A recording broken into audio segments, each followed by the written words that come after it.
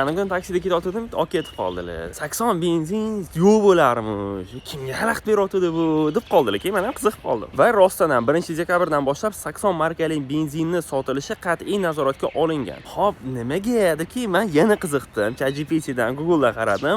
Butun dunyo 80 benzindan voz kechib bo'lgan ekan. Mongoliyada, Mo'g'ulistonda, qishloq joylarda qolgan ekan 80 benzin. To'g'ri, Afg'onistonda ozgina bor. Pashti qolgan hamma joylarda yo'q. 80 tushunchasi ularda yo'q hattoki. Hop, nega unaqa? Nimaga bizda qolib ketgan desa, SSRdan qolgan narsa, ya'ni o'sha Jiguli, o'sha mashinalar uchun qilingan va keyinchalik arzon, yaxshi bo'lgani uchun qolib ketavergan. Hozir bo'lsa u benzinda yurish nevigidniy va ekologiyaga ham zarari juda ham katta ekan. Nimaga? Chunki zamonaviy mashinalar, zamonaviy degani bu 2020-yil chiqqan emas, o'sha 2005da chiqqani ham kerak bo'lsa. O'sha zamonaviy mashinalar, o'zi umuman mashinalar 80 benzinda yurganda ekologiyaga va Toshkentni, O'zbekistonning havoni ko'rdinglar. Shunga to'g'ridan-to'g'ri o'zi ta'siri bor ekan. Shu sababdan ham butun dunyo 80 benzindan voz kechib bo'lgan ekan. Endi bizni ham menimcha garmizin allaqachon kelib bo'lgandi, chunki biz tez o'sib borayotgan davlatlardanmiz, tez rivojlanayotgan ko'p joyda birinchiliklarga harakat qilamiz. Endi futbol shunga o'xshagan narsalarda bu yerda ham endi orqada qolishimiz kerak emas menimcha.